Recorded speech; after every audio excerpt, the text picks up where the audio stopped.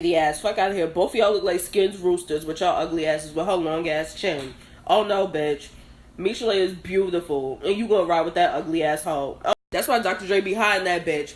He don't be out on the red carpet with her like that. Like once in the blue, you might see her. That bitch is head. She hideous. What you doing? Ew. Congratulations, cause you played yourself.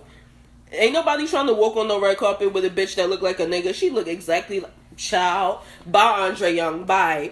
Anyway, this movie really hit home for me because my mother was a victim of domestic violence as well. And as a toddler, I saw it. And I saw that Michel'le grandmother gave her some crazy advice. I mean, my grandmother, she gave my mother advice too, but she told my mom to shoot my father in his knees. One day, my mother took me to the park, and it was like dudes hanging in the park and stuff, and my dad was there. And he couldn't fight. He got his ass whooped, and my mother noticed that. I don't know what my father was fighting about, but he was involved in the fight, and we saw it. And my mother saw that his hand skills were trash. So, mom didn't have me too much around my father. She would make sure she was always there too, because my father used to drink a lot. So she didn't want me around there, of course. I understand that. So he got upset that she wouldn't leave me alone with him. That's understandable, because he was always drunk. So that's what all the fights between him and my mom were about. That day after that fight that my dad was involved in, me and my mom saw him fighting. He did get drunk, and he came home and he punched my mother in her mouth because she wouldn't let him. Fucked up. He was still fucked up. You know, he was all riled up, angry, drunk, and of course not. She wasn't gonna let me go with him. He punched my mom in her mouth, and my mother whooped his ass. And I didn't see my father much after that. Like, I can recall seeing him when I was about 9 years old, and at the age of 9, he moved to Atlanta, so the relationship was strained. And then the last time I saw my father in person, I was 16, and I'm 26 now. I mean, we talk on FaceTime and Facebook and shit, but it's not the same. It's really strange. He always says, oh, your mother never let me see you and shit. I'm like, I understand that, but you gotta look at your side too. Like, so that's what it is. Anyway, let me just say I'm so happy that Michel'le got a chance to tell her story. And I remember watching R&B Divas and saying that she needed her own show because she is so fucking funny.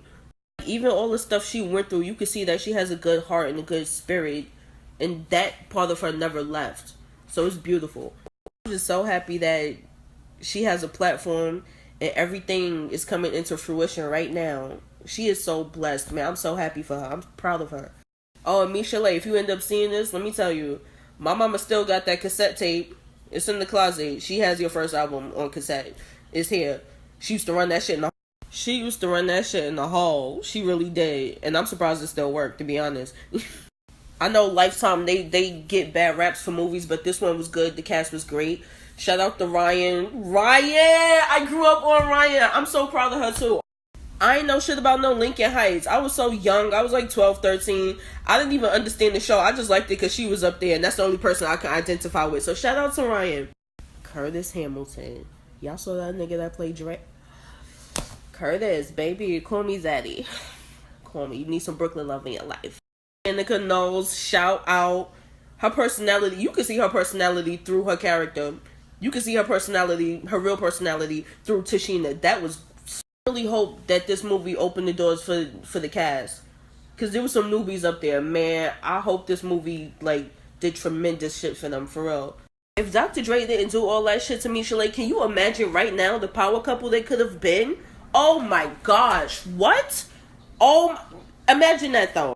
That would mean so much to a person like me. Like, I'm a 90s baby, 1990. I grew up on the 80s and 90s hip-hop and slow jams. Imagine how great they could have been.